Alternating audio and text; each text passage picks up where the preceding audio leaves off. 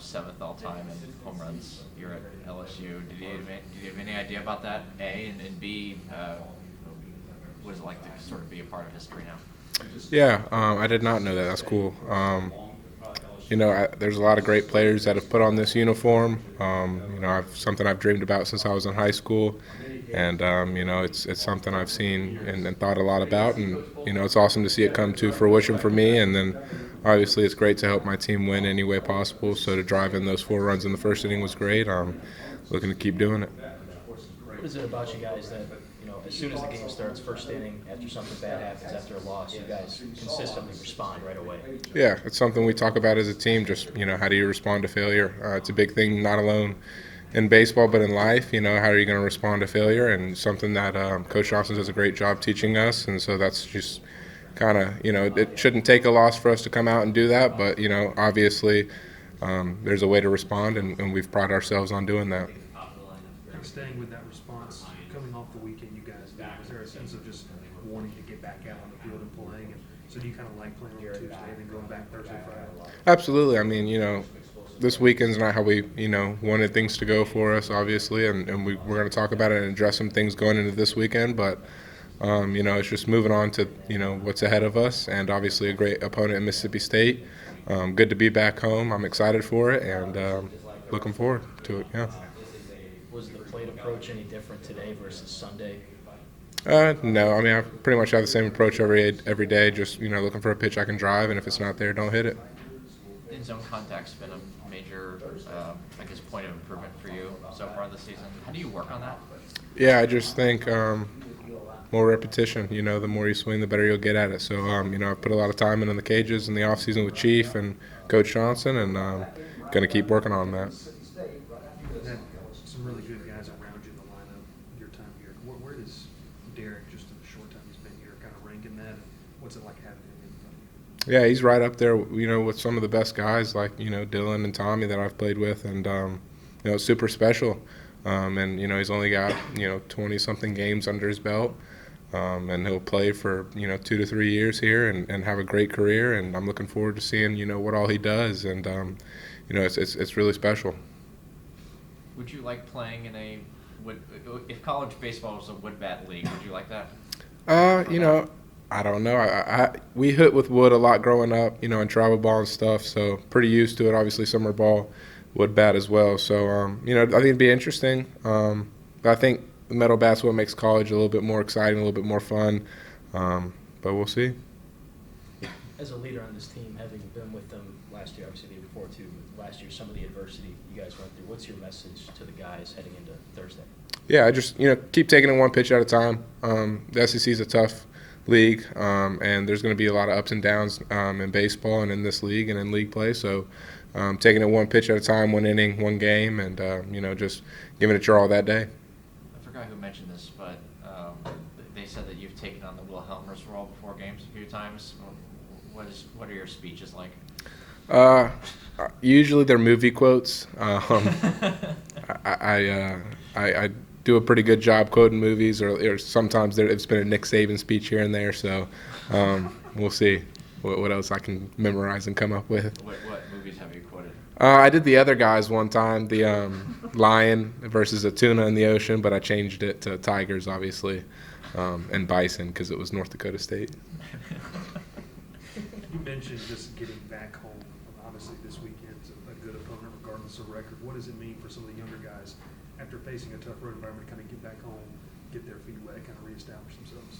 Yeah, it's big for us, obviously. I think having the fans behind us is going to be a big deal. Obviously, anywhere we go, we're going to have fans. Obviously, they travel great. Had a bunch of them out in Austin.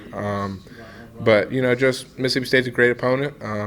I've yet to win a series against them, actually. My first 2 years here, we've dropped the series both times to them, so looking forward to going out there and having another competitive one. Do you use the football facility at all for the new one to sort of recover and rest and all that sort of stuff? Like, what do you sort of use? Yeah, I've been over there, I think twice now. We've gone over there and just done, cold tub, hot tub, some red light therapy and stuff, just get our feet up underneath us. But yeah, looking forward to it. Thank you. Thanks, Bear. So, mean, Cade, obviously you haven't started every game lately, but it seems like you've definitely found your swing at the plate. What's been kind of the key to that? I mean, it's just showing up every day and putting in the same work, no matter what, if I'm starting or if I'm not. I prepare every day like I am going to start the game, and if I'm not, I'm not. I'm still just going to be locked in the game and see myself in certain situations. Coach Johnson has been helping me like stay visually locked in, so when my opportunity does come, I'm able to succeed. What's the process been like for you adjusting to college ball? It's definitely a big change. I mean, in high school we played good competition, but it was nothing like the SEC, of course. And like I said, it's just preparation. The coaches do a really good job preparing us for any type of scenario of who we're going to face, and so it's almost like when I go up to the box, I already know what this guy is going to look like and the shapes of his pitches and stuff like that. So it helps me stay locked in. Kind of talk about obviously the pitching tonight, the job that he did, and just, you know, after the weekend you guys had, just building some confidence heading into another weekend. Yeah, I knew going into the game we were going to use an assortment of guys. I didn't know exactly who all was going to be pitching, but I knew it was going to kind of be like a Johnny Holstaff kind of night. And so every pitcher that came in did their job really well. There were a couple bumps along the way, but it's just room for growth. But everyone that came in tonight did a really good job. What have you been working on specifically with Josh Jordan when it comes to your catcher? It's just pretty much just everything. We've done a lot of blocking drills, a lot of receiving work, really just trying to get my eyes and my body in motion and sync. And so that way, like when I go in the game, I'm like comfortable and not hesitant, and I'm able to do what I can do best. And been catching a lot of bullpens for some of the guys, getting comfortable with our pitching staff. So it's been helping me a lot. You mentioned getting in sync with your coordination and all that. What are you doing specifically to sort of do that?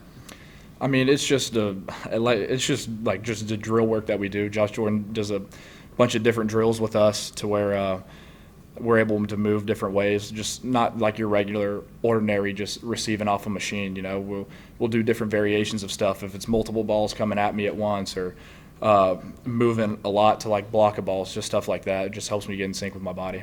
What have you learned about blocking from him? A lot. It's definitely a big change of mine that I'm still a work in progress with, and I think the biggest thing now is just being able to just continue to do it every game and just continue to work on it so it just gets more smooth. What are some of the difficulties, like catching college pitchers versus high school, that maybe gave you some trouble? I mean, for one, guys throw a lot harder with a lot more movement.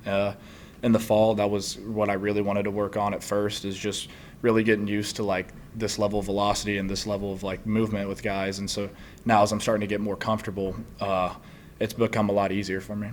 Is it harder, righty versus lefty? Is it kind of the same? Or? It's kind of the same. I mean, we prepare in the same way. There's different ways we'll set up to like help with that, but for the most part, it's just pretty much the same.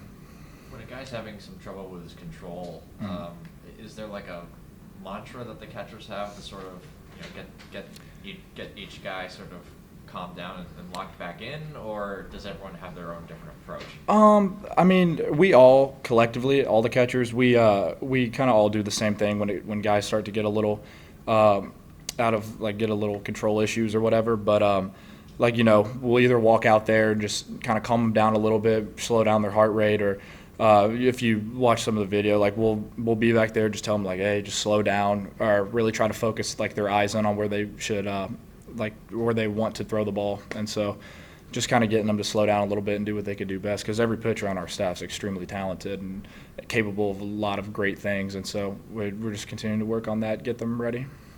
What have you learned from Luis? Luis is like my big brother. I talk to him all the time about like catching, hitting, everything, because you know, he's a senior in college. He's been through this 3 times already, going in his 4th season. So me and him have a really close connection. He's just been a big part of my development, getting me to, you know, really just kind of understand like the collegiate baseball game. And so because it's a big difference from high school, and so he's been a really good help with that. Anything else? Last one? I guess, well, before, when it comes to just the, I guess, analytical approach of the game and Jamie Tutko's role with this team, how much is he talking with you guys or even with you because you're working on the pitching side and, Mhm. and on the offensive side as well. Yeah, I mean, we look at analytics a lot. I mean, every single one of the bullpens that the guys throw during the week will have the TrackMan up, and they're seeing how the pitch is moving, see, like velocity, spin, all that stuff. Because I mean, the pitchers are still working on shapes and everything, and so excuse me. But yeah, so we'll have that stuff up, and I mean, it plays a little bit into how we like do our catching work or whatever, or how we prepare to catch certain guys. But for the most part, it's just really just getting back there and getting used to it. Thank you, Cade. Thank you. Yeah, thank y'all. Appreciate it.